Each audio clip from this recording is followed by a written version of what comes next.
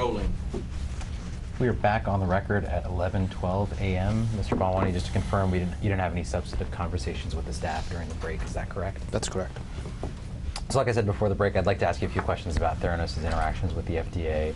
I think I interrupted and answered one of your earlier questions when you started talking about a December 2014 conversation with I'm not sure it was December 14, by the way. But oh, I'm sorry.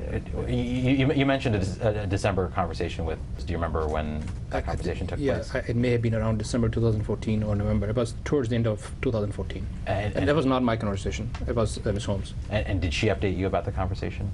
She mentioned that briefly, and then we talked about that later again. Okay. And what did she tell you about the conversation? She said that the discussion went really well, very friendly. It was actually a courtesy call from what I remember. Around holidays, she mentioned that it was literally like somebody calling to wish Merry Christmas or something like that. And as part of the conversation, they were talking about the future, what Theranos is going to do. Actually, that's why, maybe December, that's why I remember it was a holiday call. And that they had looked at our CTN data and they thought our hematology data looked good. We had submitted our CTN for a general clearance from FDA. That means for any test across the board. And FDA thought our data for one of those categories, hematology, looked good. They could give us clearance for hematology if we wanted, just hematology, or we could submit additional data and then get a general clearance for all of the assays. So that was my conversation. And did you understand at any point in 2014 that the FDA believed Theranos needed to obtain clearance for its CTN before using it in commercial lab testing?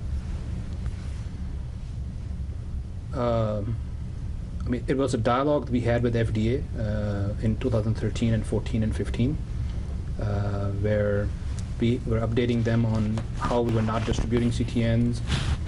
So as a part of the dialogue, there were some individuals who made that comment, but it was not. We didn't see that as an official position of FDA at that point. I guess, again, I want to focus on kind of what your personal memory was. Were you ever present for any comments like that from the FDA? Personally, no. Okay. Who relayed those comments to you? I think it'll be privileged. It was company counsel. Oh, okay. So, and again, this is the area I want to be careful, just relying on sort of, what you were told, and so don't be shy about raising that issue if it becomes one. I'm going to try and ask questions that don't infringe on your company counsel. I guess at any point in time in 2014, did you become aware that the FDA was taking the position that the CTN needed to be cleared? Cleared for what? Cleared for before it could be used for commercial blood testing. As a part of the LDT in CLIA lab, or for us to commercialize it outside of CLIA lab? There were two big differences. Sure, for using it with to collect blood from Walgreens and then shipping it back to the CLIA lab. No. You mentioned the other use. So you had an understanding that. What was your understanding with respect to the FDA's requirements concerning commercialized use of the CTN? Yeah. So if we were to distribute or commercialize, or the technical term for that is market. When you need a marketing, before you market something, you need approval from FDA or have clearance. If we were to do that, my understanding was there were some versions of CTN for which we needed a 510K clearance, which is again a technical term FDA uses. There are 3 different classes. So my understanding was for one of those we will need a 510K. What was your understanding about those different classes? Well, this is going to be outside of my league, but I'll give you the business understanding of this. There are at least 3 classes of device clearances FDA has, class 1, 2, and 3. Class 1 are designated as the least risky devices, and you still need to ensure the quality is good. You need to generate the data, but then you file that on FDA's website and as a class 1 device. FDA still can come and audit you and take a look at the quality data and this and that, but you don't need to submit a 510K or clearance to FDA for that. Then class 2 devices are devices which the company claims are very similar to other devices in the market. And by the way, FDA also defines an assay as a device, is my understanding. But class 2 device is assays which are higher risk, where FDA, but other companies have gotten clearances from FDA on those tests or devices, similar tests or devices, and you are trying to show that our device is equivalent to everybody else's device, and you generate data, and you submit to FDA, they look at the data, and they give you a 510K clearance for marketing that device. And you can commercialize it then in the US. We're talking about US here. And then class 3 devices are the novel devices that don't have a predicate in the market yet. These are brand new or highest risk devices. And FDA usually requires PMAs, or what is known as pre-market approvals. That requires more data, more studies. It's a similar process as 510K, but my understanding is just requires more data and more studies because there's no predicate to these devices in the market, is my understanding. And I guess, did you understand that the TSP would fall into that class 3? No, sorry. Yeah, what was your understanding about how the TSP would fit into that framework? It depends on the assay, depends on the test. In general, I'll talk about a TSP in a second. In general, you can have a device, and if you're running what is considered as a class 2 assay, then the whole system becomes class 2 cleared. But if you do a class 3 assay like HIV, then the whole system gets a class 3 clearance. So it depends on the assay. So TSPU itself by itself doesn't do anything. You need chemistry or assay to run on it. So it depends on the assay whether it's class 2 or class 3. In some cases, it would have been class 2, like our HSV one, and a whole bunch of assays are class 2. Most of them are class 2. Maybe I shouldn't say most, but a lot of assays are class 2. And then there are some assays which FDA classifies them a high risk, like HIV. Is my understanding is that's class 3. And then when you submit it, then FDA looks at it differently. And from what I understand, the audit it performs on sites is also different. What was your understanding of how the nanotainer fit into that classification? Was it sort of similar? It depended on what sort of chemicals were contained in the nanotainer and what assays they'd be used for, or was the nanotainer different? Nanotainer was different. Still, you still have the same classification, class 1, 2, and 3. But since nanotainer had predicates in the nanotainer is a blood collection and transportation device, right? And it had predicates in the market. There were other devices available you could use, which you can use capillary blood, do exactly what nanotainer was doing. So because of that, it'll be classified as class 2 device or class 1. There were other differences. We had, like I said, we had 2 or 3 different types of nanotainers, probably more. But some nanotainers are class 2 because of the complexity of what's going on, what is inside the nanotainer. Again, this is my understanding. So technically, maybe there may be technical words to describe it. Class 2, and then there's one nanotainer or some nanotainer which are class 1. And this is also how the predicates are registered with the FDA. So there are some capillary tubes you use to collect blood, which are, in general, I'm going to make a general guess here, they are EDTA nanotainers or EDTA type devices. EDTA is a type of anticoagulant that you use in a tube to make sure the blood doesn't clot. This is, again, my business understanding, right? So not scientific. But there are different types of classification based on what is the anticoagulant and what are the other things that you're doing in the device, in the collection device. I don't know if I confused you more or not, but I guess let me just ask more simply, did you ever tell investors that the nanotainer was a class 1 device? There was a type of nanotainer that was class 1 device, yes. Again, my question is more simple than that. Did you ever tell investors that the nanotainer was a class 1 device? I don't recall that. Did you ever explain to any investors that the nanotainer could be considered a class 1? Hold on a second. When you say the nanotainer, he said that there were several different types of nanotainers, so maybe you need to specify like a nanotainer, a particular type of nanotainer. Did you ever tell investors that nanotainers could either be classified as class 1 or class 2, depending on the use? It is possible, but it would be talking about the future. Again, keep in mind that the class 1, class 2, and this whole discussions comes into play if we are distributing and commercializing nanotainers away from our laboratory. Our position at that point was, as long as we are using this in our CLIA lab, it was part of the LDT. So the FDA submissions in class 1, class 2 classification didn't apply to that model. It only applied to if we distributed the nanotainers in the field, then at some point we would have. This is why we are seeking the 510K clearance, is that at some point we wanted to distribute the nanotainers. And at that point, some would be class 2 and some would be class 1, depending on the nanotainer. And the ones that were class 2 clearly did FDA clearance. Putting this context of the business model, if Theranos' business model had evolved to sort of that phase 2 Walgreens with distributed TSPUs, was it your understanding that it would have to obtain clearance for its nanotainers, for any of its nanotainers? No, it's actually more complicated than that. If you are distributing the device, I'm talking about 2012 and beyond now, right? Our position or our understanding was once you file a assay to FDA, let's assume we were going to do 20 assays at Walgreens, right? All 20 had to be cleared by FDA as 510K. Some didn't require, some even assays were class 1 assays. They didn't require 510K submissions. They are considered low risk.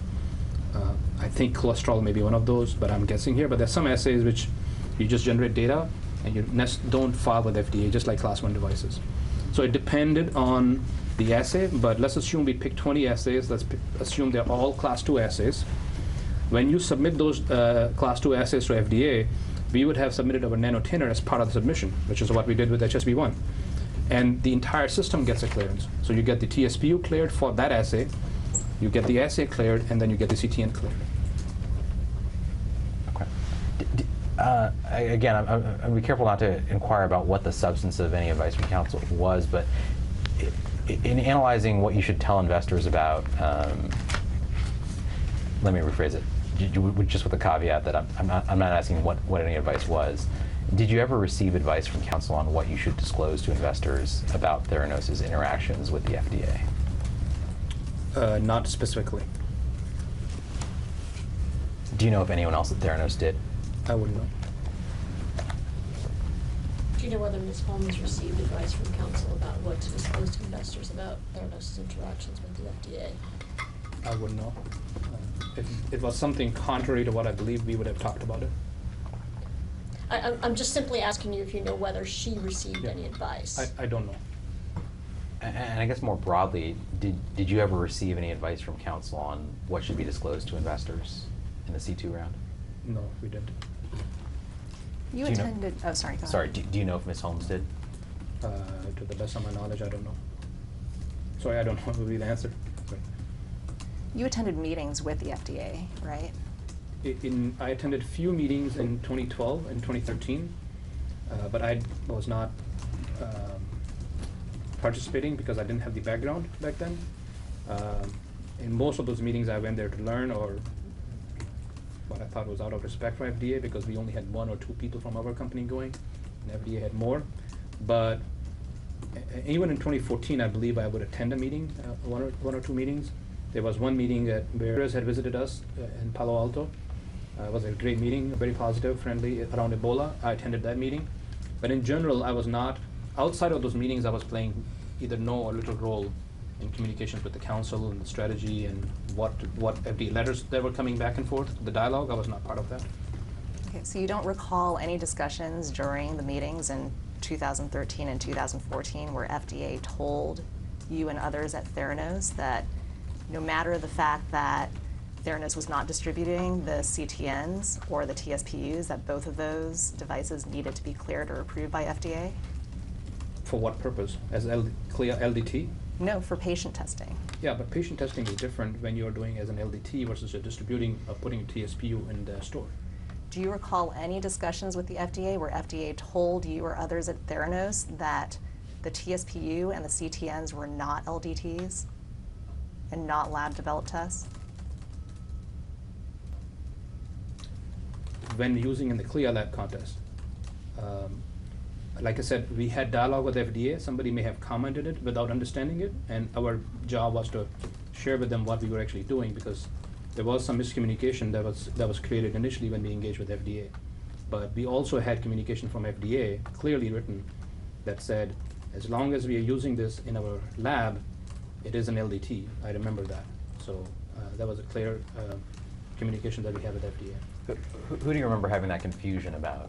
That you said there may have been one or two members that you needed to educate. Yeah, initially when we met with FDA, the very first meeting in 2012, we had a meeting with them where they said, somebody had informed them that we were distributing our devices to other labs. And we said, no, we were not doing that. So we had to do some work to be able to tell them exactly what we were doing.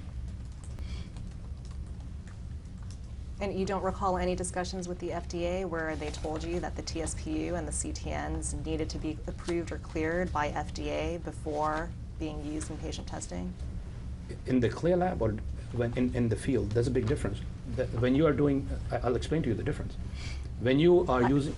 Let me just rephrase the question then, because I don't, I know you're trying to draw a distinction, but I don't think that the distinction matters here. I'm talking about in the context of Theranos working with Walgreens on performing patient testing on samples being sent from Walgreens stores to Theranos.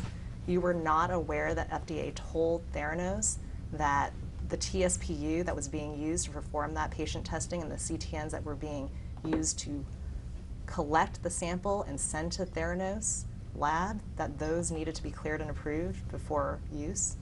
Like I said, it is possible that during the dialogue, if somebody at FDA made that comment, but there were also comments made by FDA that us using those in that scenario that you just described, picking up sample, shipping to that one CLIA lab in Newark, and running those TSPUs in Newark was an LDT.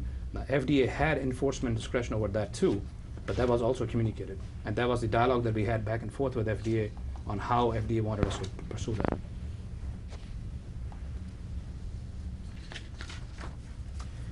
If FDA had that official position, we would have received a warning letter. But like I said, we were in deep engagement with FDA and communicating with them very frequently. Well, you understand that at some point in 2015, FDA conducted an inspection of Theranos, Yes, right? I was there. And as part of the, do you understand what a 483 is? I do. What is it? It's a form that FDA creates after an inspection has concluded that includes the observation and inspection.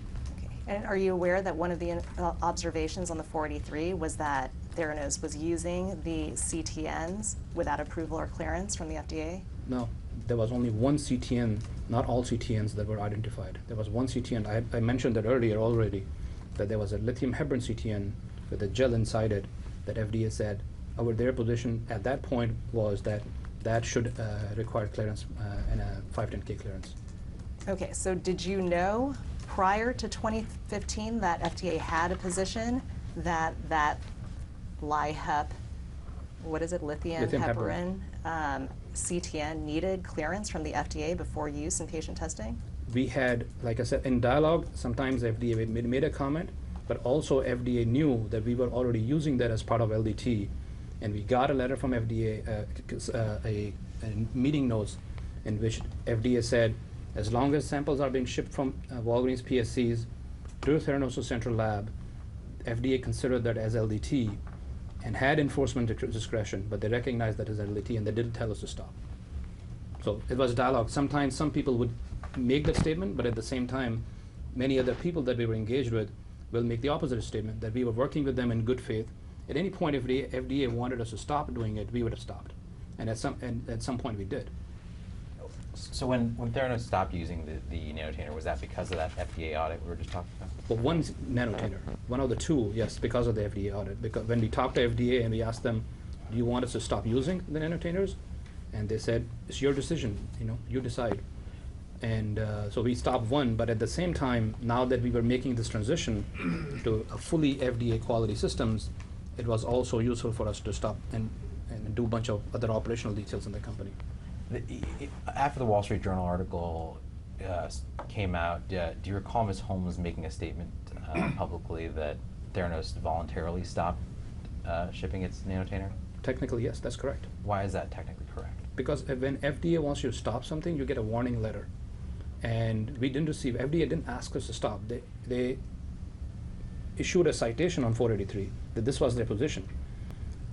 We could have disagreed with their position, and companies do disagree with FDA's position. Our position with FDA always was, we don't want to disagree with FDA. We wanted to be the company that would be the poster child in the lab industry that was taking all of our LDTs and submitting them for 510K clearance. So we didn't want to be in a position where we are doing something that anybody at FDA would say we shouldn't be doing. I guess so. In your opinion, the stopping the use of that specific nanotainer after receiving a citation was a voluntary action? Yeah, we had actually stopped. That's your understanding? Yes. No, your question. I'm correcting your question. We had stopped using CTNs before the citation came in. In August, end of August, when we had a call with FDA, we informed them that we are stopping using CTNs, and we started gradually removing them out. And I think most of them we had already stopped by September, mid-September or sooner. And then there were a few tests remaining that we removed by September 21st or 22nd. So we started the process before 483 came to us. Okay, so I guess is your testimony that Theranos' decision to stop using its nanotainer in 2015 was entirely voluntary? Yes, that's my understanding. I'm going to hand you a document that's been previously marked as Exhibit 230.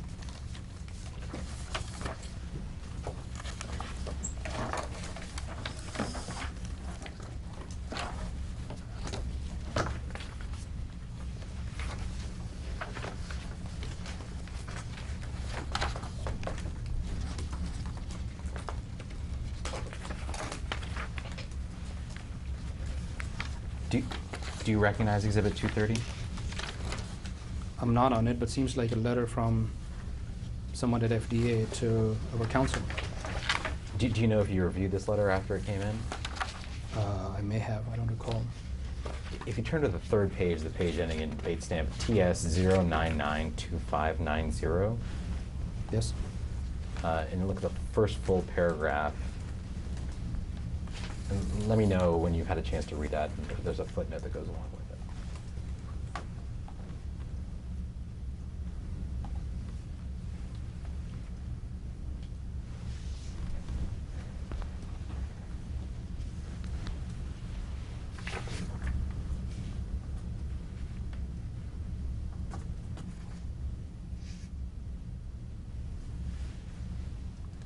Okay. And do you see the sentence that says, please note that without clearance or approval, you cannot continue to ship these collection devices or nanotainers to your sample collection sites for use with tests currently run in your laboratory. See that? I do. Was that contrary to your understanding of the FDA's position at this time? From other sources at FDA, yes. What other sources? There was a letter that we received from FDA, meeting minutes in 2013, where end of 2013, I believe, where we had attended a meeting and we had discussed exactly this point with the FDA's head for IVD division. And he has said, and that meeting minutes recognized that FDA recognized us as LDTs. Okay, and so you're saying that communication took place in 2013? Correct. And did this communication update your understanding in any respect? No. Why not? Because, like I said earlier, companies that work with FDA, my understanding is you engage in a dialogue with FDA all the time. And you have disagreements around your submissions with FDA all the time. Nothing unusual here. So the fact that FDA told us something before, which was in line with what we thought was doing, and somebody at FDA is making a statement here which is not in line, there's also a line here that says, we are happy to discuss this issue with you during the call. So it will be very a typical thing for us to be able to discuss this with them, and then obviously work with our counsel to see what's our counsel's position, and proceed accordingly.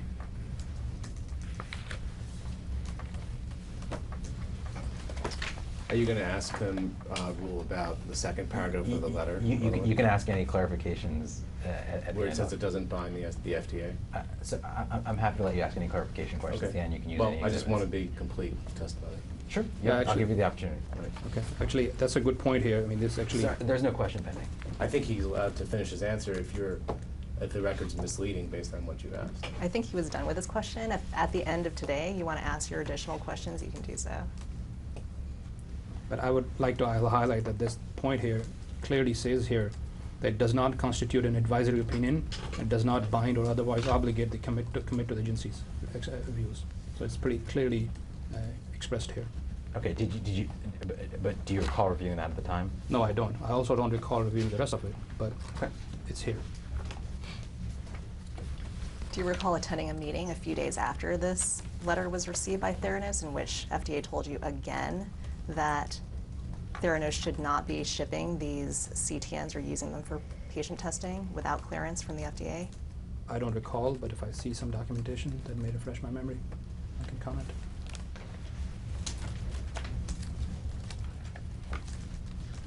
I'm going to hand you another document that I'm marking as Exhibit 247.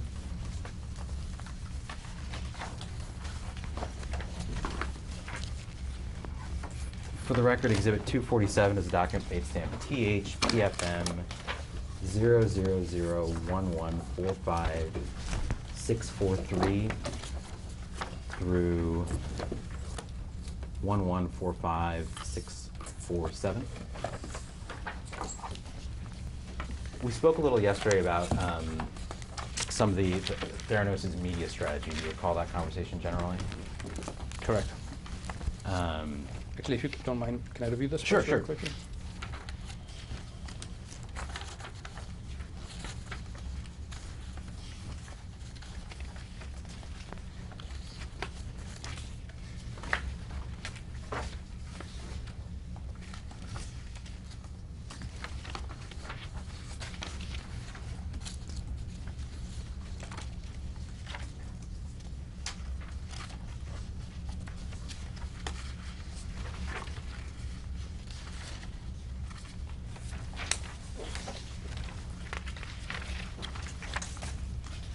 Okay, Do you recognize Exhibit 247?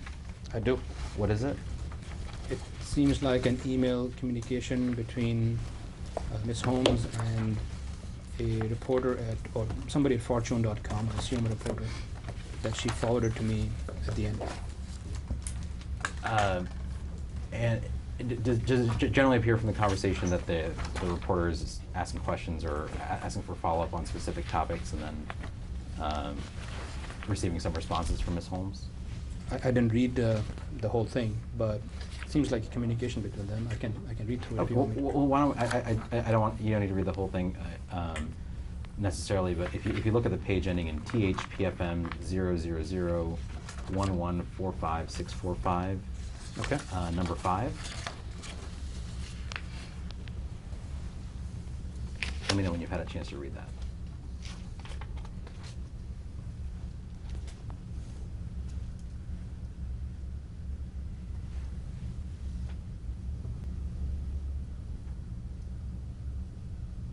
Okay. I guess generally, do you recall having a discussion with Ms. Holmes at any point in the summer of 2014 about how to describe Theranos' devices for media use? No, I did not. Do you remember Theranos discussing internally whether to describe things as analyzers, devices, or analytical systems? That was the common discussion we used to have, but I don't recall if we had in this summer or what time frame. I guess, apart from the time frame, what was the discussion around the use of analytical systems, analyzers, or devices? Just properly describing our solutions, because just saying devices sometimes didn't encapsulate our analytical system that includes software on the cloud, because that was always part of the TSPUs. So it was always trying to find the best way to describe our solution. Did you have a view of what the best descriptor was for Theranos' solution?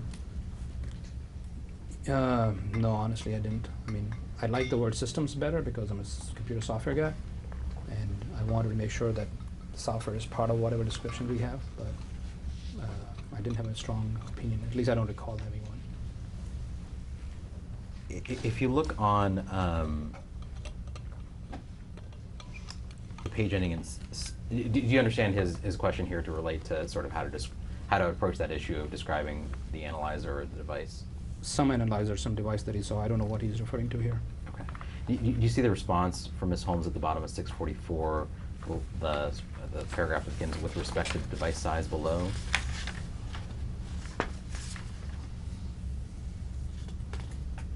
The best comparison might be to the next computer desktop. I see that. Were you familiar with the next computer desktop? Yes. I used to own love one. On college campus, I used to use it all the time. Oh, what does it look like? It's a cube, literally. About that big, about that big. I'm sorry, should I? Sure, yeah. I guess could you describe It was what your about gesture was? 18 inches wide. I mean, since it was a cube, I would just say all dimensions were 18 inches. Did you ever compare Theranos' TSPU to the size of a Next computer? I personally used to, because again, my computer science background.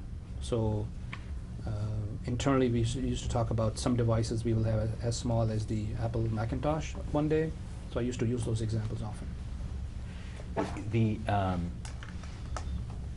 If you turn to the first page of Exhibit 247, there is a follow-up from Ms. Holmes on June 9th, 2014 at 1:09 a.m. Why don't you read the paragraph beginning, "We've been spending time." We've been spending time. I'm sorry, you don't need to read all Oh, that. sorry. I mean, read it to yourself Read and it let me know first. when you've Okay. had a chance to review it. Thanks.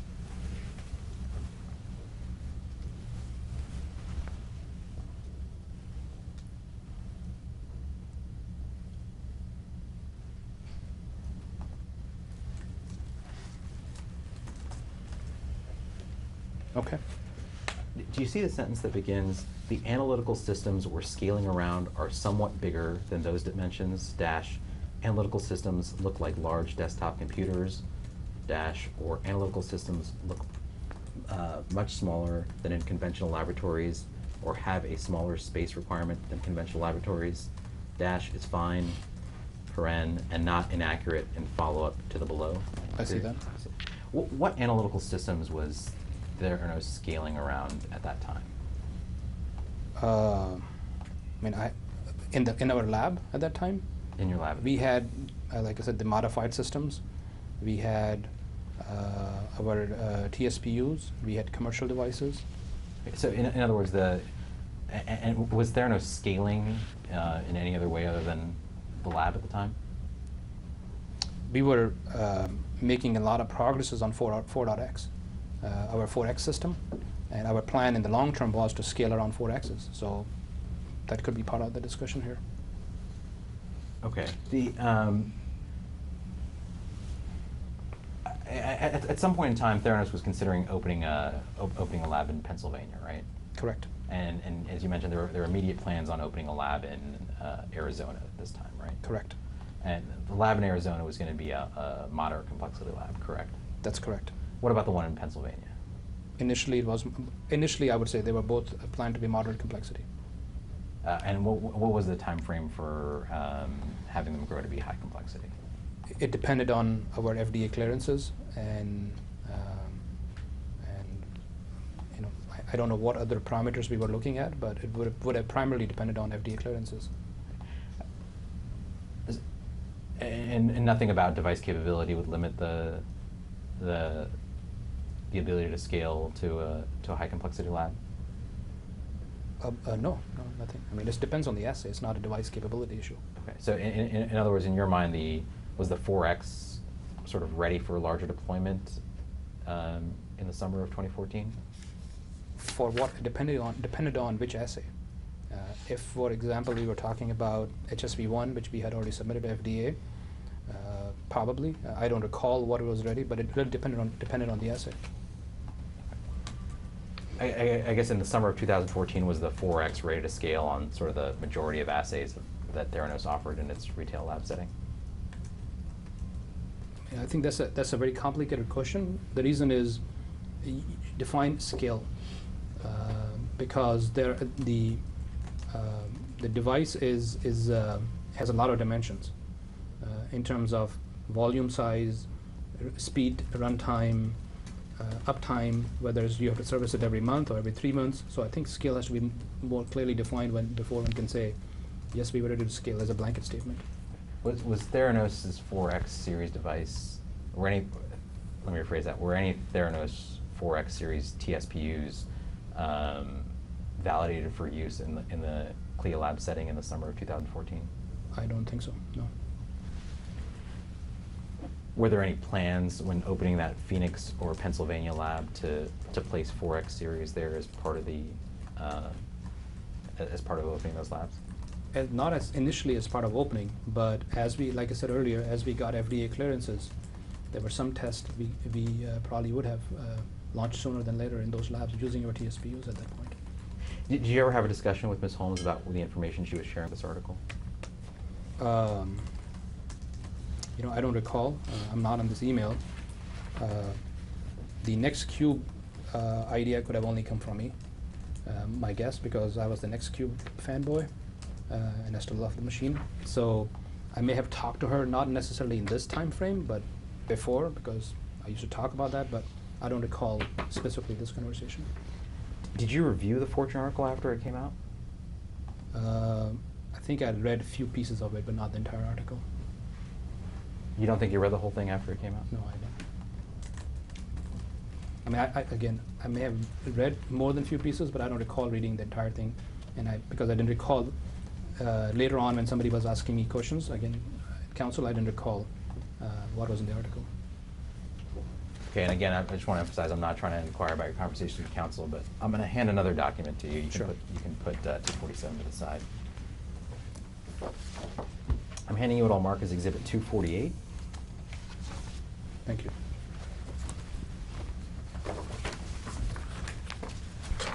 For the record, 248 is a multi-page document, date stamped TS613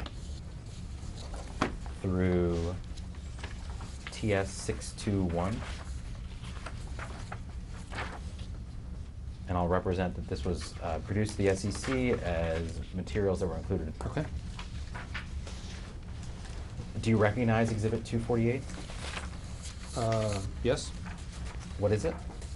It's an article from Fortune magazine. If you turn to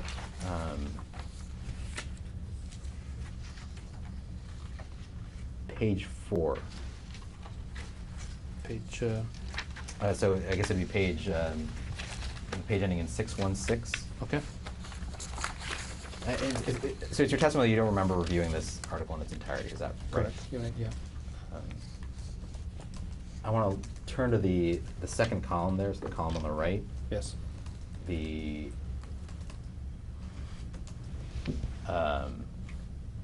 paragraph that begins, the company has performed as many as 70 different tests from a single draw of 20 to 50 microliters collected in a tiny vial. Sorry, where are you?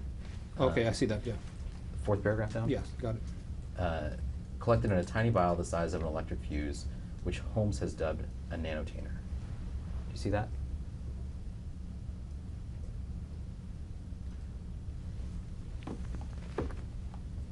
Yes. At that time, had Theranos conducted 70 tests from a 25 to 50 microliter sample of blood?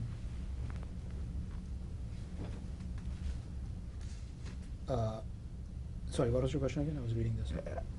Had Theranos completed up to 70 tests from a sample as described here? I wouldn't know. I mean, this is more of a people in R&D or CLIA lab. If they had done anything like this, they would know. Could the TSPU conduct 70 tests on a single draw? Theoretically, yes. What do you mean by theoretically? That a single draw, you could, I mean, I think about 65 or 70. I had mentioned that number briefly yesterday, but there were some tests where we could do 65 to 70, a combination of some tests where we could do 65 to 70 different tests. On a single draw of finger prick blood? Correct. I guess, had Theranos done that? We By had, this time? sorry, in the TSPU itself, I don't recall if the R&D guys had tested it. I knew because I was tracking this project for some time, and they were manufacturing a cartridge. I know that they had demonstrated on bench that they had, they were able to do it. I don't know exactly which version of TSPU, if in a TSPU they had run the entire thing. I don't know. What do you mean by demonstrated on bench?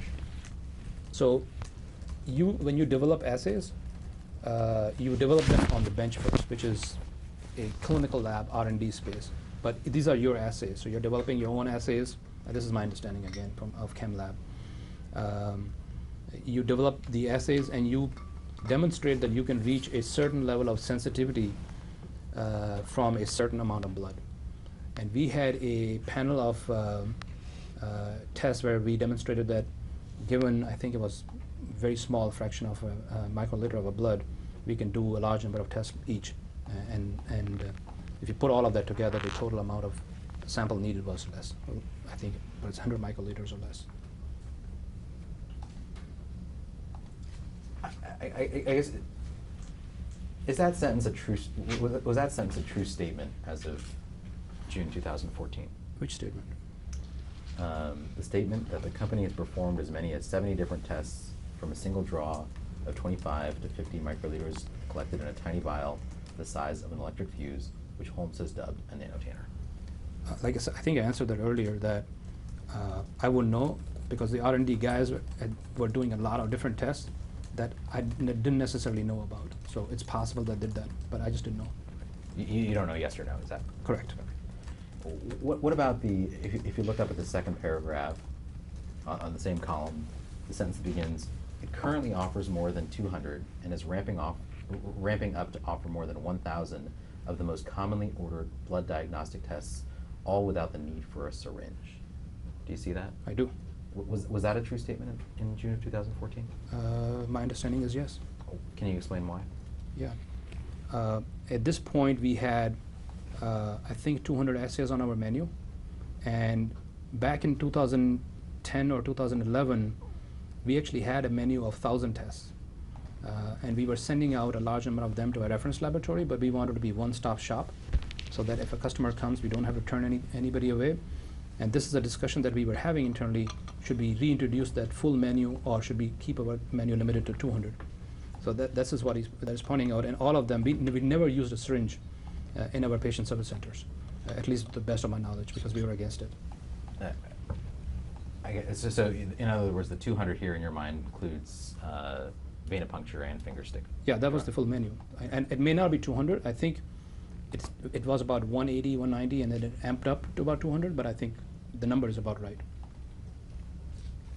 So what were you using to do the venipuncture in your patient service centers? Yeah, it was a different device. It's called a butterfly needle, or butterfly, that is usually used on pediatricians, and we drew micro volume. So if you go to a typical lab today, if you do a test on, let's say you pick 50 tests or 40 tests, chances are they're going to draw out 6, 8, 10 vials of blood, and they stick the full needle, sometimes syringes, sometimes a bigger needle. We had, through our software, optimized the workflow so we could perform the similar number of tests from much less volume. And because of that, we needed a narrower gauge needle, and we were using a butterfly needle for that. So the butterfly needle isn't a syringe? No, it's not. Absolutely not. The syringe, once somebody sticks in you, you'll remember. Syringe is something very different. Turn to the page ending in 618. I guess, before we turn the page, I apologize. Do you recall reading either of those two sentences when the article came out? I don't recall in this moment. Like I said, I've read pieces of it, but I may have. I don't recall. If you turn to the page ending in 618, again, the column on the right, there's a paragraph that begins, importantly, it's not just the blood draws that are tiny, it's also the analytical systems Theranos uses to perform the tests. They take up a small fraction of the footprint required by a conventional lab today. Do you see that? I do. Was that a correct statement in June of 2014? I mean, I don't know which analytical system this is referring to, but if it's referring to 4Xs, the answer is yes. Was Theranos' lab footprint smaller than that of a conventional lab in June of 2014? I mean, I don't know what a conventional lab looks like, but what I'm saying is, assuming this implies the analytical system here implies 4X machines, yeah, our footprint would be much, much smaller. Was Theranos using the 4X machines to conduct patient testing at this time? Sorry, even 3Xs. I should include all TSPUs. If this is referring to that, then our footprint, 3Xs, whether it's 3.0, 3.5, 4Xs, would be much smaller. But you were also using commercially available machines to conduct patient testing during this time, right? For venipunctures, that's correct. Okay, so do you think it's misleading to be saying that Theranos is employing a smaller footprint than a conventional lab to conduct its patient testing? I mean, I don't read it that way. I think I read more here. It says the analytical systems Theranos uses. I don't know if it's referring to 4Xs, 3Xs, or what it is referring to.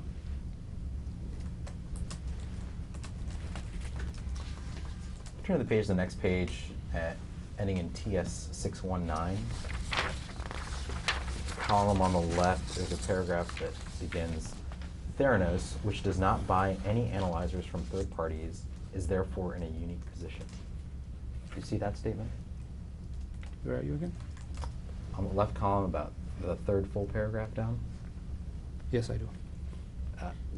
Was that a true statement in June of 2014? No, it was not. Did you read this part of the article when it came out? No, unfortunately, I didn't. Did anyone bring this issue to your attention when it came out? Not that I recall.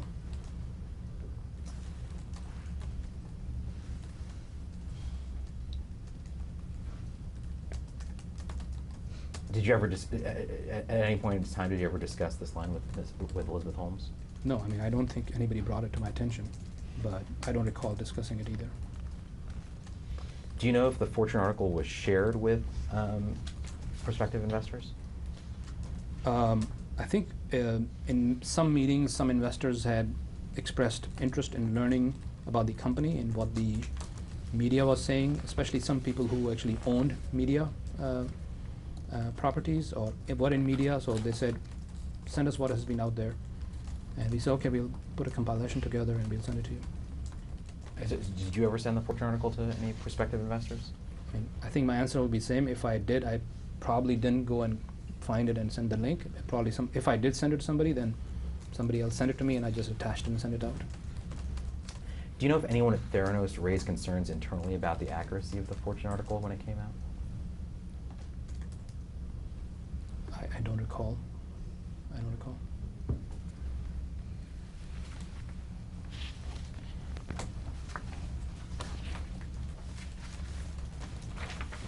I'll hand you another document and we'll break for lunch in a minute here.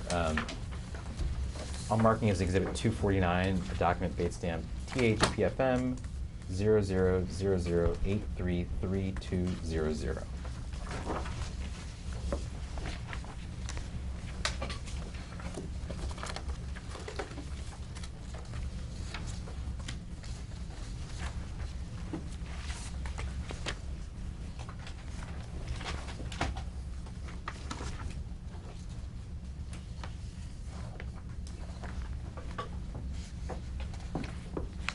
Okay. Do you recognize this document? Yes. What is it? It's an email from Elizabeth to myself, and then my response to her. Okay. And your response to her is Monday. Did you send this on or around June 12, 2014? Yeah, that's the date. And your response to her is great. Is that fair? Yes. And is she sending you an email that appears to be addressed to shareholders? Yes.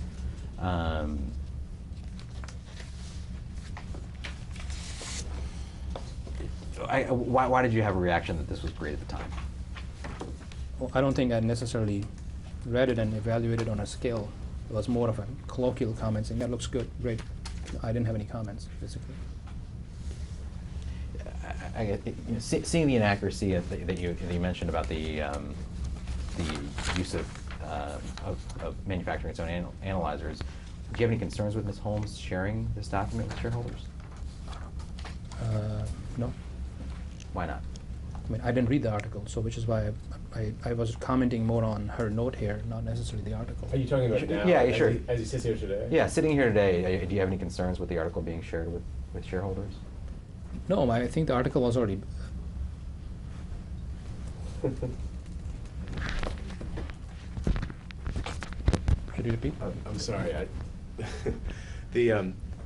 I was just asking whether the question called for Mr. Balwani to answer whether, as he sits here today, as opposed to at the time. And let me rephrase the question. Thank you. So sitting here today, do you have any concerns about this article being shared with investors in light of the inaccuracy that you pointed out?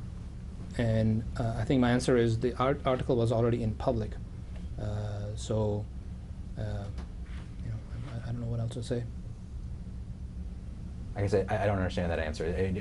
Do you think it was appropriate to share an article with inaccuracies, with an inaccuracy to investors?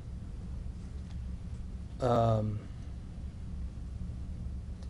mean, I think it would have helped to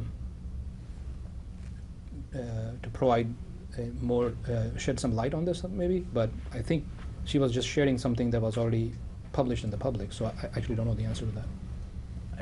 Do you know if Ms. Holmes took any steps to correct this this item that was already out in the public? I didn't.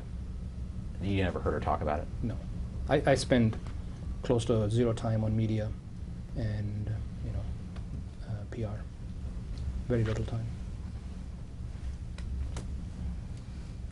Go off the record at 12:03 p.m. Off the record.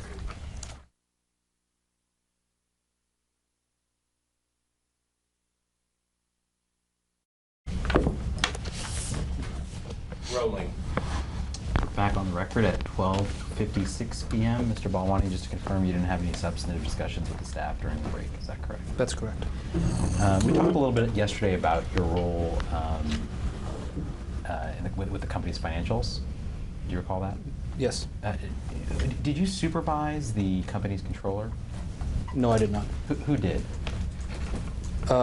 She technically reported into Elizabeth Holmes, but I would interface with her on transactional matters. If I needed something or if she had any questions, sometimes she would come and talk to me.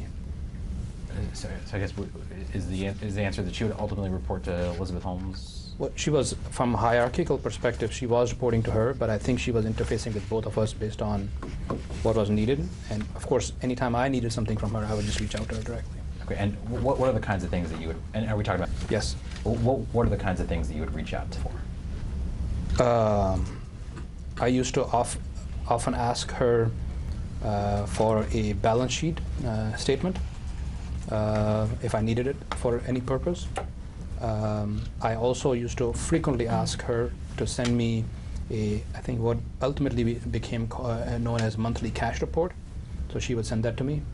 I would ask her, and she would tell me what was her monthly cash balance. So I was tracking cash that way. I also asked her, I think sometimes about expenses, on a particular project or particular category. So she would send that to me. We talked a little bit about the idea of revenue yesterday as well. Who had final say at the company on whether to recognize revenue? Well, nobody at the company. It would have been up to the accountants or the CPA who would have made the decision once we started doing GAAP or audited financials. So the business may have provide input that we think this is what it is and this is the purpose of this dollar, but ultimately would have depended on the accountants. So I guess it was your view that it was not the company's accountant? No, I mean, but I don't think she had enough expertise to be able to, in my view, to be able to make a decision on if something was recognizable revenue or not. We would have gone to outside accountants for help on that. In 2013 and 2014, who would that have been? Outside accountants? I think company had KPMG back then. I actually don't remember the name, but it was one of the big three accounting firms or big four accounting firms. And who was responsible at Theranos for interacting with the accounting firm? Mostly, and then I think in 2015 I interfaced with the accountants a few times. I may have spoken with accountants maybe once or twice a year on other occasions, but I don't remember. During your time at Theranos, was there ever a CFO? Not when I was in the company, no. Did the company ever think about hiring one while you were there? Yes, absolutely. Why didn't it? We were recruiting, and I mean, the first few years I was there, the company was small and was doing a good job. We were still recruiting for that CFO all along, but it was not a pressing high priority because we were so focused on recruiting scientists and engineers and other managers. So it was, I would say, at that point, it was high priority, but not the highest priority. But I think after 2013, we had a list of 8 or 10 the most critical priorities, and I think CFO was always number 1 or number 2. We were recruiting for that position. I believe we interviewed many candidates, didn't quite find the person that we thought was the right person. Was there any reason why you struggled to find someone for that position? I think before 2013, nobody knew us, so it was difficult to hire somebody. And I think in 2014 and 15, we actually also hired a headhunting firm, at least one, and we gave them that job for CFO. It cost us a lot of money. I recall that, just to fill that one position. And they brought us few candidates, but not many. Obviously, on LinkedIn and other places, we would. My recruiting team, the head of HR, was also looking for CFO candidates, but I don't recall interviewing too many candidates that were mature enough or who had a deep understanding, in my view, who I interviewed. But it was an ongoing effort. It was not we ever stopped looking for CFOs. Okay, so in other words, you'd meet someone, but they didn't have the right skill set that you were looking for. Yeah, either right skill sets or not necessarily right approach. They were looking for companies that are planning on going IPO next year or 2 years, and we were looking for somebody a lot more conservative who can help us build a company for next 10, 20 years and not think about IPO and that going public. Did you ever tell anyone that you were effectively the company's chief financial officer? No.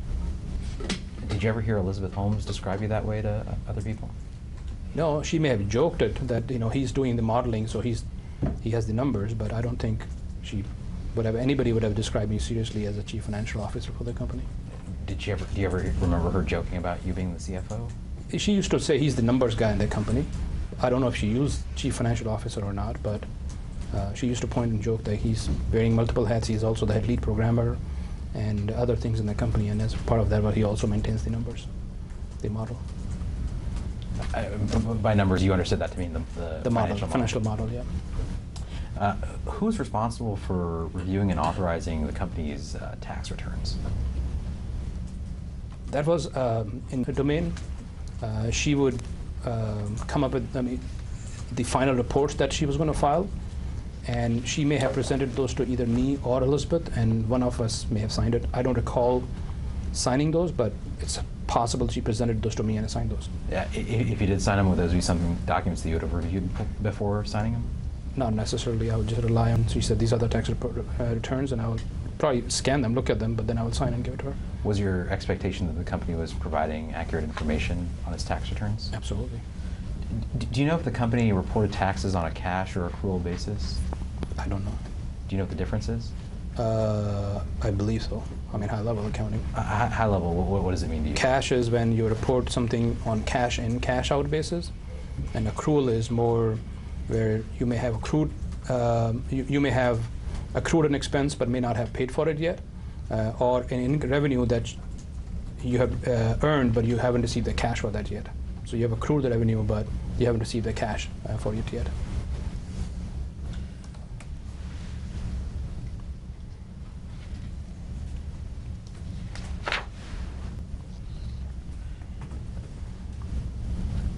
Towards the end of 2013, the company was running low on cash. Is that right? I don't specifically recall, and I don't know how low. I don't recall. Or I guess in the late 2013 time frame, were you generally kept apprised of the company's cash situation? Yes. Would that be in that reports would send you? Either that, or I would just ask her. Yes. And at any point in time, did you become concerned in 2013 that the company was running low on cash? I would probably pay attention to it. I wouldn't say I was concerned because our partnership with Balwani was in good position and other things in the company were gaining momentum. So I wouldn't say I was concerned, but I had my eye on it. So why did the company raise funds from investors in 2014? So in early 2014 or late 2014? Well, why don't we start with that, the late Yeah. 2013, early 2014 Yeah. time period? I think we had identified few strategic investors. In 2013, towards the end, our focus was we were only going to primarily let investors who are strategic investors invest. That means it's not just dumb money, as it's quote unquote as called in Silicon Valley. That is not just money, but they are also bringing a greater value add to us. So, for example, if a hospital wants to invest in us, or indirectly, our expectation would be, we will work with them because we will have access to patient samples when we do our 510(k) submissions, which is a major barrier. So any investor we would work with in our mind, had to provide some strategic value to the company over next 5, 10, 15, 20 years. So as part of that, we engaged with some hospital partners, and then there was this one hedge fund PFM who had approached us around November timeframe, and they came to us for investment. But was the company considering a C2 round at that time frame, late 2013, early 2014 time frame? We like I said, I don't think we were necessarily proactively, saying, okay, we're going to go and do C2 round, and this is the time frame, and this is what we're going to do it. It was more opportunistic, that if we find the right investor, we will bring them in, and if we don't find the right investor, we will wait, because we always thought the time is on our side. As the longer it took, the more progress we made, and the better off the company will be in the long run. And I guess what kind of progress would you have in mind there? Do you mean both in terms of the development of the TSPU as well as the commercial rollout, or? Across the board. I mean, we just felt that the wind was behind our back. We were making good progress. For example, in 12/31/2013, we signed that amendment with Walgreens, which was a really important thing for us, because they committed Walgreens to us as a national partner, and besides some other provisions in there. So that was a big milestone for us.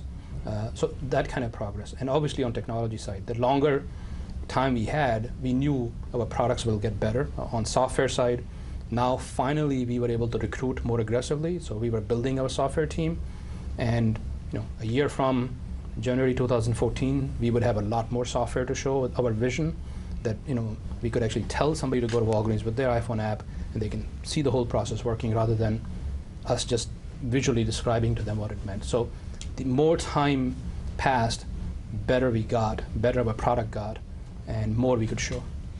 Do you remember what the company's burn rate was in late 2013? I wouldn't remember in that specific detail. Yeah, I mean, just ballpark. I mean, was it spending more or less than $1 million a month? I'm sure it was more than $1 million a month. Less than 10? Yeah, I think it was certainly less than 10. Do you think it was more than 5? That I don't remember. That'll be specific, yeah. So we talked about the financial model a little bit. Was in the late 2013 timeframe, was Elizabeth Holmes familiar with the company's financial model? I may have shown it to her, because over time we would sometimes sit and I will talk to her about some assumptions I was making in the model. And a lot of times it was in the context of R&D, because she was focused more on R&D, and I would say, what do you think your headcount's going to look like in chemistry, because I didn't understand chemistry. So it was in the context of kind of fine-tuning the model, and I will share with her, hey, look, I found this detail, I want to share something with you. So she probably would be familiar with a few details, but I don't think the whole model, like we never spent exhaustive time me walking her through the entire model. Yes, at any point in time, did she, 2013 or later, did she express any concerns about any of the assumptions you made in the model? She probably would have. I mean, that was the whole point of having a discussion with her, that if she thought that, I don't requisition per visit is low or high, we would have, she would have made some comments. Okay, so you think you at least discussed the assumptions with her? It may not have been that let's sit down and show you all the assumptions, but like I said, over time between 2010 and beyond, we would discuss assumptions, and whether it was in the context of the model or in general, but knowing that it was going to go into the model, of course. So we discussed a lot of things that ultimately made their way into the model. For example, if I recall correctly, I didn't account for any estimates for any assumptions for the DoD side. And that's something I would have said, look, I don't want to include anything here because I don't have visibility into that. And she would say, fine. So something like that. You understood that, let me rephrase that. To your knowledge, Elizabeth Holmes understood that you maintained a financial model for the company, right? Correct. And that model was based on certain assumptions, based on, in terms of the business and its R&D, is that fair? And a bunch of other inputs, but yes, that's fair. And she was generally familiar with the kinds of inputs that went into that financial model? She may have been at some point, but I was revving the model and adding so many assumptions that she may not be familiar with all of them or even most of them. So I wouldn't necessarily make that blanket statement. Did she ever edit the model? To the best of my knowledge, no. And there was one time I actually had a couple of questions for her, and I had put a model with her name on it so she can edit, but I don't think she ever did, because I continued with my assumptions, and I never even looked at that model. So I think the answer is no. Where did you keep your financial model? In which folder? It was a folder called 300, and this is, I shared earlier yesterday that I used that almost as my home drive. So everything that I was working on was on, pretty much everything, I shouldn't say everything, pretty much everything was on H drive. And under H drive I had a folder called either Fin or something like that. Sorry, on 300 folder. Did Ms. Holmes have access to the 300 folder? I believe so. Yes, she did. Do you know if she opened documents and reviewed them? I don't know. Do you know if she would have opened documents and revised documents on the 300 folder? I would say in general no, because I didn't see much activity from her on the 300 MI folder, like 300 folder. She may have her own folder, and she used that as her home folder. I just used our common folder as my home folder, so she may not have. I wouldn't be able to tell. I'd like to turn back to the big rubber band document that's Exhibit 221.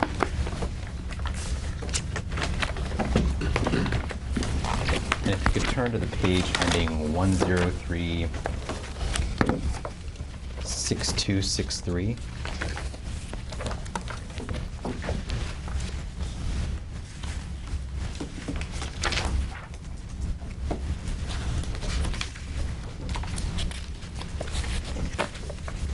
Okay. I'm looking at the lines starting on November 21st, 2013 at 5:35 p.m. or 5:35. Yes. And did you see that message from you saying, letter U should make yourself comfortable with financial models. Alternatively, you can cover everything else, and I can meet with him on Tuesday and answer any questions. Yes. And did you see this is in relation above to, is this in relation to someone named Surab above? Yes. Who is that?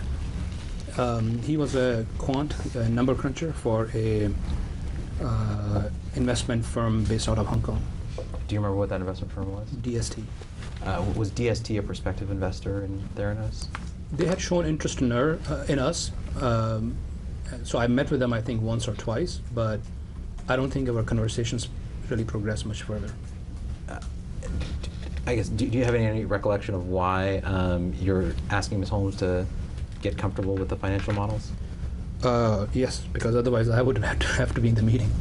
So I thought if she could cover that, then I didn't have to be in the meeting, and I could do something else. But if she didn't, then like I said here, then I will do it on some other day, on Tuesday. Okay, and do you know if she ultimately did present the model to someone from DST? She did not. How do you know? Because I did. I met with this guy. Okay. And that's why I remember him. He was a quant. Okay. If you turn to the next page, I guess, what do you mean by quant? I should clarify that. Yeah, sorry, he's a number cruncher. Okay. The page ending 1036264. Yes.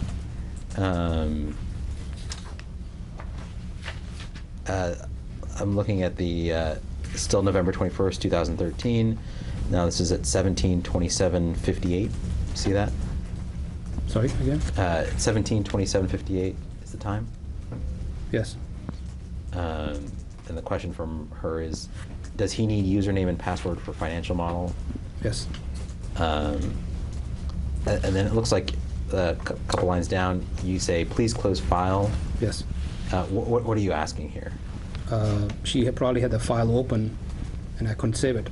So she was probably looking at the file, and I was telling her to, I'm guessing, because that's what it would mean, to close the file so I could save it. Okay. And it looks like a couple lines down, you say, file under DST folder under Fin, not safe to give to him yet. Yes. Why was that? That's because you're looking at the time frame, which is 11/21/2013. At that point, my financial model was really raw. I had my commentary all over the place with my code names like Normandy and a bunch of other things, and many of the assumptions were blank or I didn't have them filled out correctly. So I wanted to clean up some of my internal commentary. Chances are there was probably something internal that I didn't want him to see, so I probably have wanted to remove that, but I would glance it before I would hand off the model to somebody else to make sure there's nothing referring to anything proprietary in the model.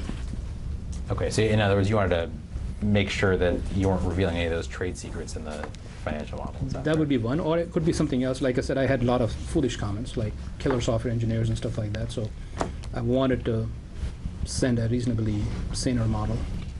At some point in time, did you develop a reasonably saner model that could be shared more broadly?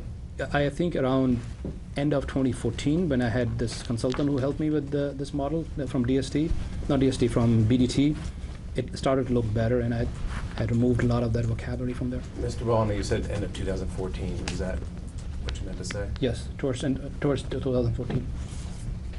Okay. Sorry, I don't want. Go ahead. There was some lack of clarity on the date. Sure. I guess in your mind, I guess when did you develop a model that was cleaner that took out some of that internal commentary you described? I mean, it happened over time because I was obviously, like here, I was cleaning it also, but end of 2014 is when I met with a consultant who helped me format the columns, label the columns correctly, put some percentages here and there to show more information that was already in the model, but just make it easier to read. And then after that, I continued to make it better, so make it even more saner. But I wanted the model to be easy to consume and easy to edit and change.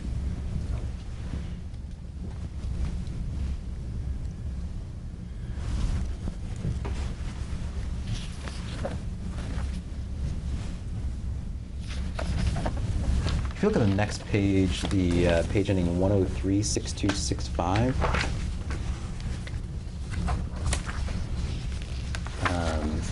the top of the page, about five lines down,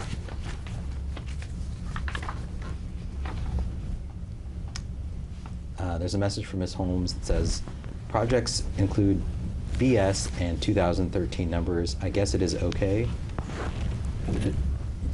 Sorry, where are you? 5 lines down at 22nd of November 2013 at 5:17 and 38. Yeah, I see that. It says projects include BS and 2013 numbers. What did you understand that to mean? I mean, I don't recall looking at the line, but what it says, BS stands for balance sheet, I assume. And I don't know what 2013 numbers would be. I will have to look at the model to refresh my memory. And does projects refer to projections? Probably, yes. So I guess did Ms. Holmes sometimes use the term projections when talking about your financial model? Internally, like I said earlier, we used to refer to this file as financials, fin model, different names referring to this file.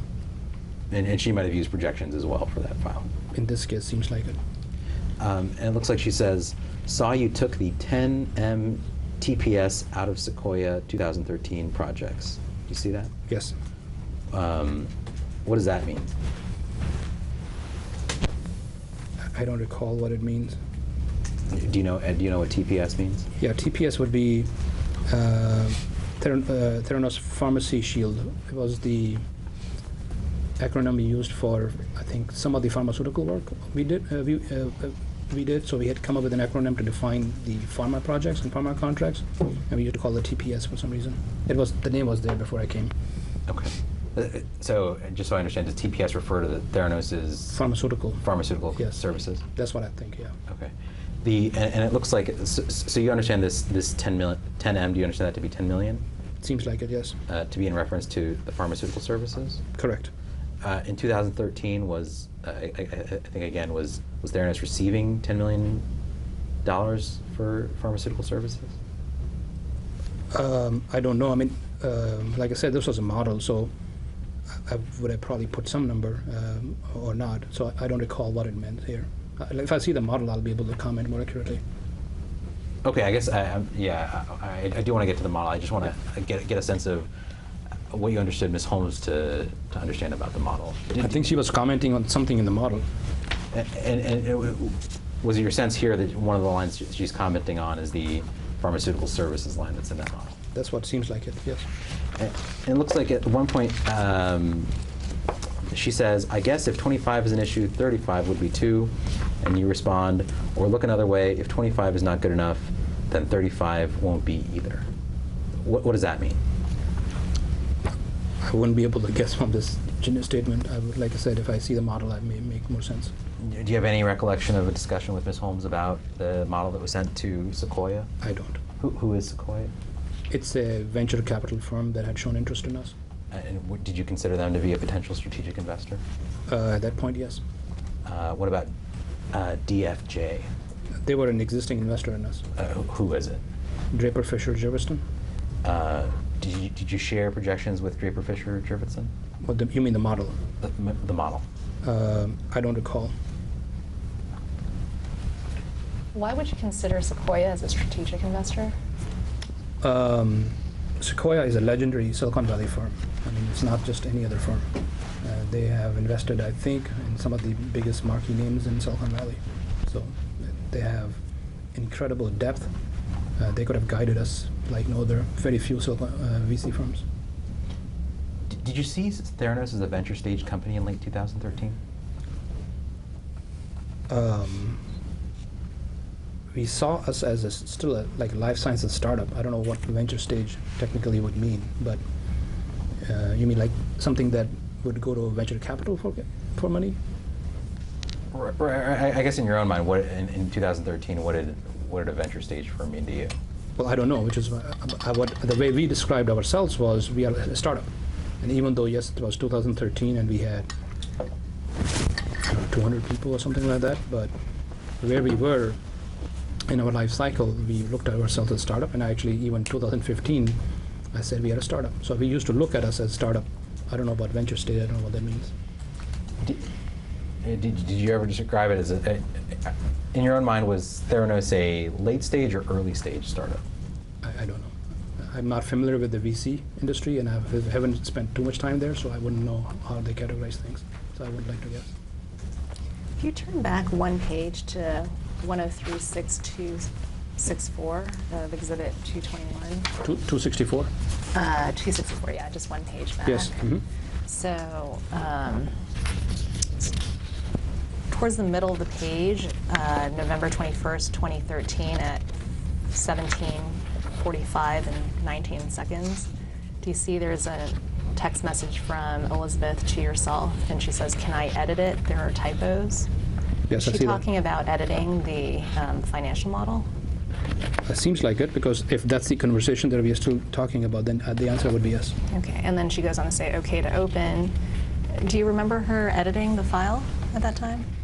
Like I said earlier, I don't recall. She had access to it, and this was in 2013, very early, so even if she edited like she's referring here, it may have been typos, but I don't recall her making any meaningful changes that I recall in the model. And it is highly likely that if I didn't know that she had made changes, I probably ignored them because I had another version that I was working off of.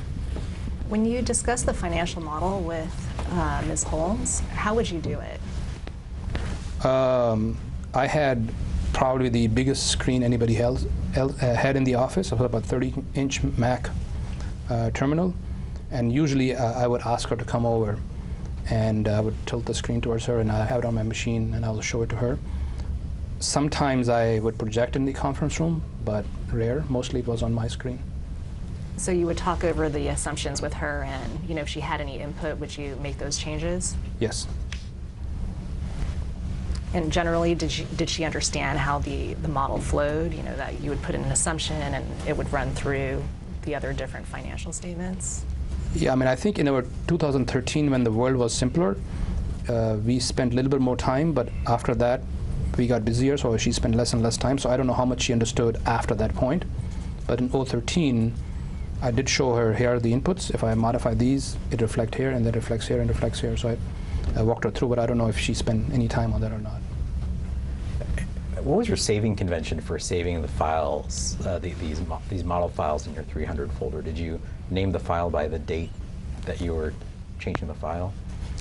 It changed over time and actually depended. In many cases, I would just keep editing, and something was not major, then I would not rename it. So I would just keep editing the same file, but when I reached a point where I thought is worth forking because I would like to go back and remember some things from the old model, I will fork it out. I will rename it as something else. And I'll keep the old one as is, and then I'll work on the new one, and then I'll keep doing that. I guess, how would you delineate which was the more current fork in the road? Yes, by the timestamp, most likely. But I would also give them somewhat, over time, as it had more models, I would give it a little bit more descriptive name. So for example, as of BOD meeting something, or as of talking to Elizabeth about something. So I would put some kind of commentary in the file name itself.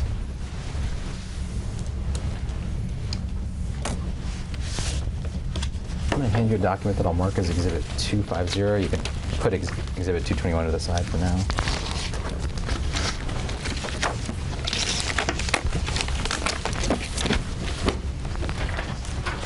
Thanks.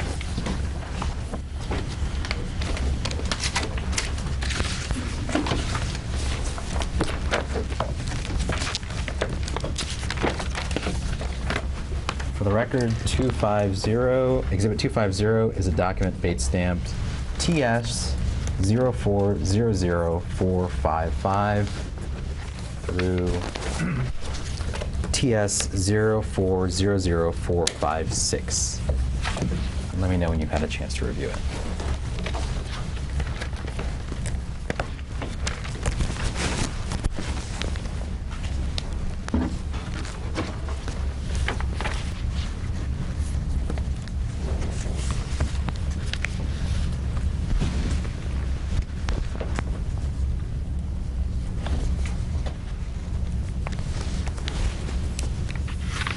Okay. Do you recognize Exhibit 250? Yes, I do. What is it? It's an email exchange between myself and a Sequoia Capital, and I've CC'd Ms. Holmes on this. Actually, she CC'd on the thread. Do you know what his role was at Sequoia Capital? Yeah. I'd like to focus your attention on the last email in this chain, the long paragraph in your email dated December 6, 2013. It says we have approximately $108 million currently in deferred revenue. Do you see that? I do. Is the paragraph that precedes kind of an accurate summary of your understanding of Theranos's deferred revenue as of December 6, 2013? It would be accurate as of 12/6/2013 back then. I don't remember right now sitting here whether without the model to be able to comment on that, but it would be accurate. I wouldn't be sending anything to him if that was not accurate. I guess just, I understand that the elements of this would be placed in the model, but does this comport with your memory of what you understood the deferred revenue situation was at Theranos as of December 6th? To the best of my understanding, I think the answer would be yes, of course. Okay. And did anything about Theranos's deferred revenue, did your understanding of Theranos's deferred revenue change after December 2013? Yes, significantly. How so? We signed an amendment with Walgreens, I think, just less than a month after I sent this email. And that modified our contract terms with Walgreens. And we got the $75 million payment from Walgreens as part of that. And that changed the contract, that changed the assumptions behind this contract. Okay. And so how would that have changed the description of deferred revenue that exists here? Yeah. So first of all, I think about 100 million of this, again, I don't remember the exact details, but the 100 million of Walgreens revenue, 75 million would be the deferred. Now it would no longer be deferred, as was my understanding, because now we get to recognize it because the contracts, according to contract, it was non-refundable.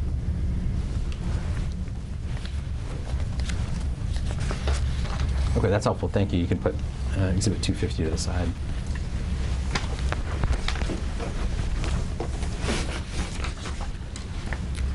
We don't have a projector in this room, so I'm going to hand you a document that I'll mark as Exhibit 251. It's a bigger sheet of paper. Thank you.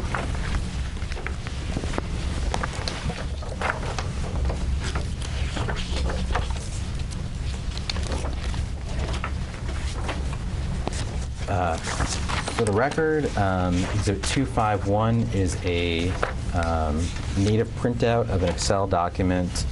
I'll represent that each page printed out represents a single worksheet in the Excel file, and the document was produced at PFM 00177559. Mr. Balwani, I'll represent to you that this is a native version of the model that PFM representative received from Theranos in January 2014. Okay. Do you recognize Exhibit 251? It looks like one of the models that I worked on.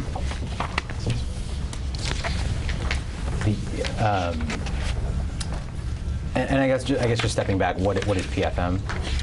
It's a hedge fund. I think it's called Partner and Fund Management. And I used that as an acronym. They had different funds under management, but I used PFM to refer to that and all of them together. Did you provide PFM with your financial model in January 2014? I did. Were they considering an investment in Theranos at the time? Yes, they were. Did Theranos consider PFM to be a potential strategic partner? Yes. Why is that? When they had approached us in November of 2013, our first couple of meetings they had with Elizabeth and then briefly with me in January, again, they were giving us their background about their depth in healthcare, their expertise, their interactions with FDA, some of the LPs who had FDA expertise. So it seemed like a fund that knew our space very well, and they seemed very knowledgeable. And so that was the primary reason. How did you provide this financial model to PFM? So first, I had shared this model with them on screen. I projected in the conference room, and I kind of worked through the model, showed them different assumptions. And then they wanted a copy of this model so they can play around with it. And I gave it to them on a USB stick. And did they ask questions about the financial model? I'm sure that when I was talking to them in the conference room, they did, but I don't think after I gave them the USB stick, then we went together and went through the model after that. But they may have asked me a few questions after that. Okay, so just, I mean, to the best of your memory, the primary conversation about the model was when you were displaying it on the screen, and then after that meeting, you provided to them on a thumb drive. Yeah, and if they had any questions, they probably asked me those questions and answered them, but I don't recall right now. So this first page is, I'll represent, was entitled Macro Market Assumptions. Yes. And sorry, the sheet page doesn't show up on the printout, but what did you intend the Macro Market Assumptions tab to include? There was some data that was what I call constant or fixed that I had learned from, like I said, some data from CDC and some of our internal calculations or internal assumptions, and I had put all those big assumptions in one tab right here. If you look at the top of the page, there's a 2014 device cost plus installation/config plus training. Yes. What does that refer to? It refers to one of the devices, whatever the current version of the Theranos TSPU would be, manufacturing and training costs for that. And so here the assumption is that in 2014, the cost for, does this assumption include manufacturing? It includes everything. Okay, so building it, installing it, getting it ready to go? And training the people in CLIA Lab or whoever's going to get trained on it, and yeah, fully loaded cost. How did you come up with the $70,000 figure for that assumption? At that point, again, this is late 2013, so it was a rough ballpark. I was looking at our expenses in manufacturing, how many labor hours it takes in the manufacturing, again, at the macro level, because we were not making enough units to be able to fine-tune this yet. And so I probably asked some data to see what our spend was in manufacturing, how much we are spending on supply chain. I may have asked to crunch some numbers for me, but it was a really rough ballpark where we thought we were, or where I thought we were. And how did you decide that 50,000 should be the assumption for 2015? primarily it was assuming that in 2015 we would improve our manufacturing processes, our device is going to evolve, some components will get cheaper, some of the detection systems that we used in devices were expensive. Like any other electronics, you buy the latest version, it's more expensive, but next year it gets cheaper. So there were some pieces that were going to get cheaper, some economies of scale we would have achieved. So again, it was a ballpark rough estimate. Do any of the assumptions here include costs that Theranos would have to incur for either modifying or purchasing third-party commercial analyzers? Yeah, I had included all of the big machines or big equipment somewhere.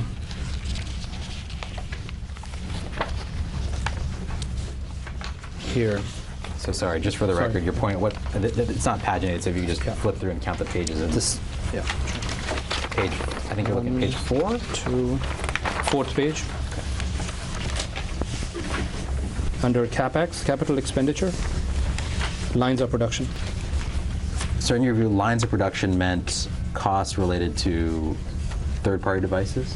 Yeah, I mean, third-party devices, also the lines of automation that we were putting in the CLIA lab, because we had purchased the automation line for the CLIA lab also.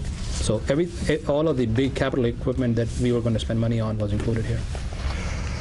And the fourth page was, this is the summary statement of cash flow, is that right? Correct. Did you ever explain to PFM that the lines of production assumption assumed those items that you just described? Yes, we talked about this. They asked me that question, and I said, all of the big machines that we buy for any purpose, for R&D, for labs, for manufacturing, I put here bundled together.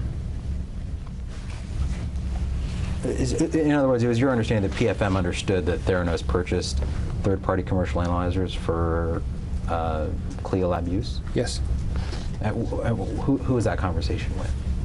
I met with them several times, and we used to talk about high throughput as part of the stage 1, or phase 1, sorry, model. And I used to run some numbers for them about how we would automate something. I actually even showed them some of the machines when we went for the tour in the R&D lab, saying these are the kind of machines we use for high throughput processing in our CLIA lab. And these were all third-party big machines. And then, of course, they knew we were doing venipuncture. And our plan was, when we opened the lab in Arizona, I explained to them initially it's going to be a moderate complexity lab where we will put all the FDA-cleared equipment. Who from PFM did you take on that tour of the lab? I believe third. But actually, it actually may not be third. It may be just 2. But if it was third, maybe some didn't come on the lab tour. What about the explanation of lines of production? Who do you think you provided that explanation to? I had a long discussion about that. So I want to turn back to the macro market assumptions page here. You see there's there's 2 depreciation lines there. Do you see that? I do. Can you explain what the first one says? Depreciations PP and E paren SL assumed. What does that mean? This is, I just use the word property, plant, and equipment. So all the heavy machines that we were buying, I assume a 10 years straight line. So I was not using any complicated formulas. I was just dividing it by 10 and using that as my assumption.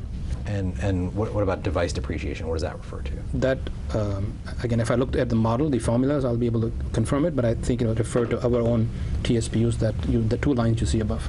And how did you decide the period of time over which Theranos would depreciate these assets? I just picked a ballpark number. I didn't know what the accounting rules would be. Just for the sake of modeling, I was using these 2 numbers. Did you share these assumptions with? I don't think so. Did you ever ask how long the company's depreciation period was for its assets? I may have asked her once about what was our, the depreciation timeline. The 10 years may have come from that, but I don't recall. I'm not 100% sure. How did Theranos track the number of devices it had at this, end of 2013, early 2014 time period? For most part, in software, because when a device wakes up, it sends its heartbeat to the cloud. So in the cloud, we can see which device is there or how many devices, and they were all unique. They had a serial number. But then we also had a log in manufacturing where they tracked it. And, do you have a sense of how many 3.0s or 3.5s the company had around this time? End of 2013, I would say 200 to 300 would be a good estimate. Were all 200 to 300 in use in the in either the R&D or CLIA labs?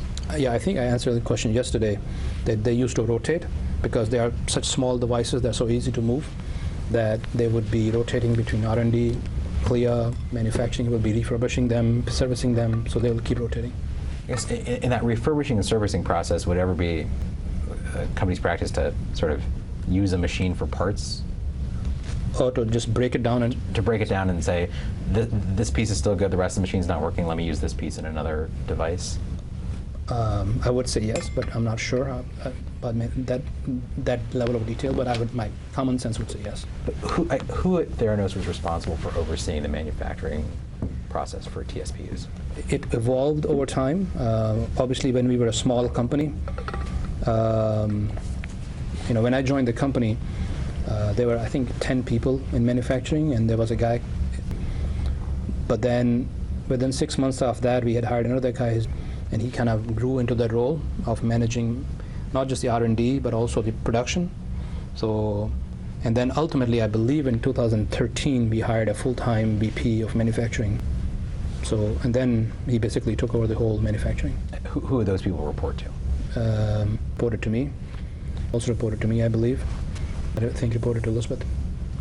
So is familiar with the development of the 4 Series mini lab?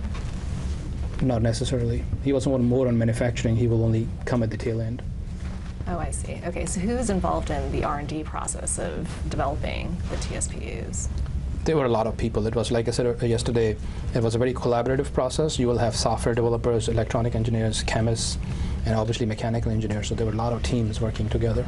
But Yeah. there was no one person who owned it. I would say both Elizabeth and I owned it together, but I would, even that say like 10% each, 80% was a collaborative team effort. Did the 4 Series ever go into production, into manufacturing? Yeah, it did. We actually submitted our 510K to FDA on a 4 Series device, on a bunch of 4 Series devices. So they're in production now? Well, I don't know about Or now. at the time that you left the company? Yeah, I mean, I don't know. By production, you mean, but they're in CLIA lab. Were they being manufactured by Theranos Yes. in bulk? Yes, we were always manufacturing those, but by bulk. Our manufacturing lines, we had made a significant investment in Newark. It was just an amazing facility, and we had estimated we could produce about 200 devices a month, but we hadn't gotten to full throttle yet. So I think we were at about 30 devices a month production capacity, and some months we were backed up because we would have just a new modification we made, and now we needed to make changes. So all these manufacturer would get busy, and then some months the R&D guys would say, "Hang on, we need to make some changes before you make anything." So it was kind of more of a iterative process. If you take a look at sort of the box below, there's still on the first page of Exhibit 251, the retail pharmacy, there's a number that says revenue per requisition. Do you see that? I do. How did you determine what the average revenue per requisition would be? Yes. Again, it was a guess that Safeway and we had worked together on this thing, and the way we reached this number is following.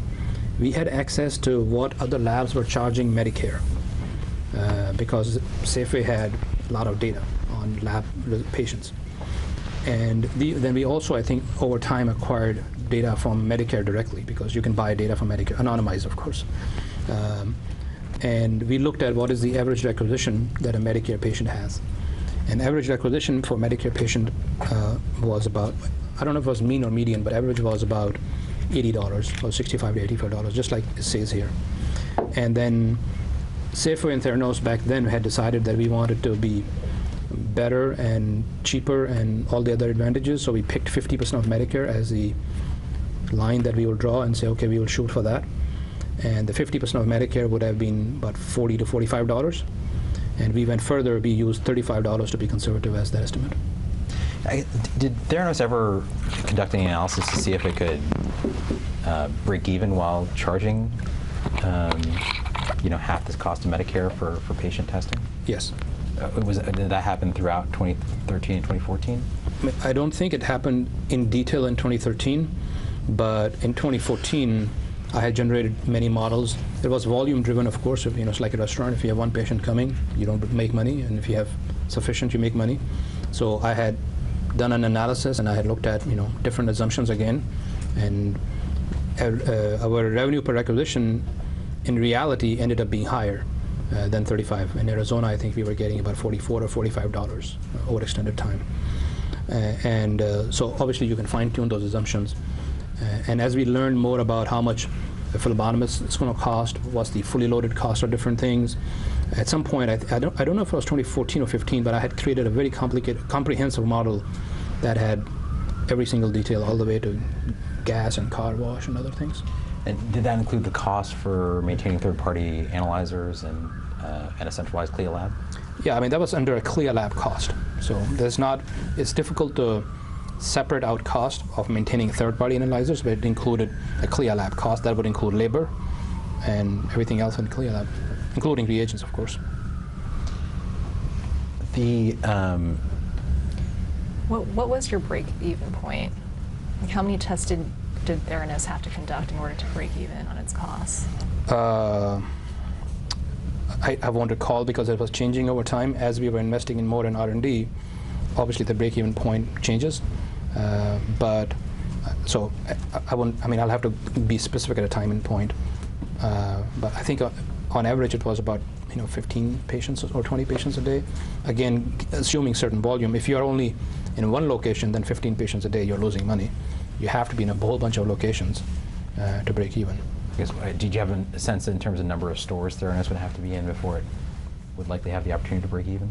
I don't think it was a factor of number of stores. It was a number of requisitions and patient samples, which is why samples was really important, even more than patients per day, because like I said earlier, if somebody brings multiple samples, it is the value of the requisition that matter rather than how many people you're getting, right? If somebody comes in with an expensive test, you make more money. So it depended on that more than number of stores. Number of stores was just a really weak indicator of growth, because if you could be in 500 stores and you're getting 10 patients a day, or you could be in 200 stores and getting 100 patients a day, right? So it was more important that we are getting more requisitions, more valuable requisitions, and then of course more patients, and then how many locations you have.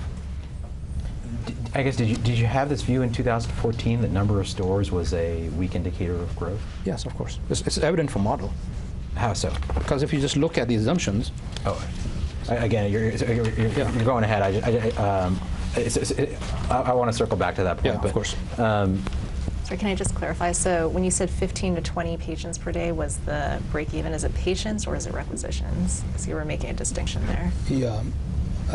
Like I said, it depends on the time point, and I'm giving you a very rough figure from memory without knowing which time and point we are talking about. But if you get highly valuable requisitions, then even 12 would be, or 13 would have been fine. And there was actually, I think, one analysis I had done where 10 to 12 patients or 13 patients was sufficient. And another one, 20 was sufficient. So it was a wide range. Obviously, as we learn more, it got more and more fine-tuned as we got more data from the field. Is that patients or requisitions? I don't know. That's what I'm saying, is that I didn't have enough data. So you can slice it anyway. Either you can say it was 12 to 20 patients or 12 to 20 requisitions. It doesn't matter. It's the value of the ticket that matters. So my range was pretty broad, and we were still learning, like I said earlier. Okay. So you can assume it's requisitions. Doesn't really matter. I think my point is, at the end of the day, it doesn't matter. Okay, so when you said 15 to 20, you remember it at some point being 15 to 20 patients per day. When was that? I don't know. That's what I said several times. I don't know the time point.